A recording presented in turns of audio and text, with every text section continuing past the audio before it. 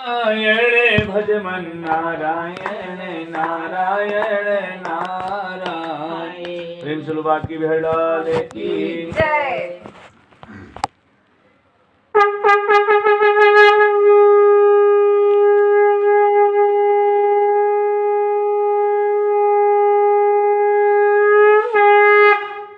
भगवान नारायण की कृपा से चौथे अध्याय में सूत जी महाराज कहते हैं, पुष्पलीला कहते हैं, साधु वैश्य यात्रा से पूर्व मंगल करके अपने घर के लिए जा रहा था।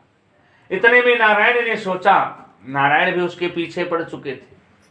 नारायण ने सोचा जब तक ये सच नहीं बोल देगा तब तक हम भी इसका पीछा छोड़ने वाले नहीं।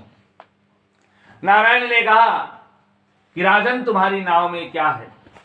उसने कहा मेरी नाव में कुछ भी हो, तुमसे क्या मतलब? उसने कहा मेरी नाव में तो लता पत्र, गरम मसाला, हल्दी, मिर्चा, धनिया इत्यादि भरा हुआ है। वो बड़ा परेशान हो गया। नारायण की कृपा से साधु वैश्य ने झूठ बोलने का अपराध सिद्ध कर दिया।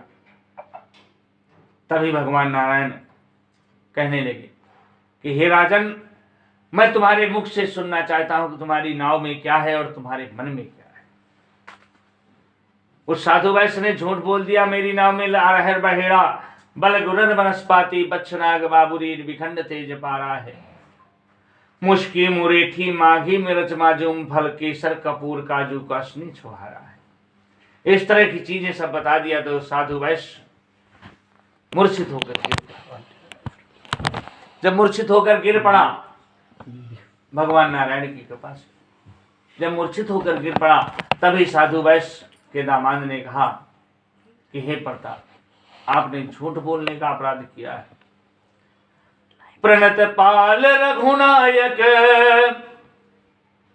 करुणा सिंधु खरार, गए शरण प्रभु राखी हैं, सब अपराध विसार। हे पिता, आपने झूठ बोलने का अपराध किया है, इसलिए तुम्हें कष्ट प्राप्त हुआ है। माल पुनः ही मिल जाएगा, है दंडी का श्राप, उनसे जा मांगहु क्षमा, विनय पूर्वक आप।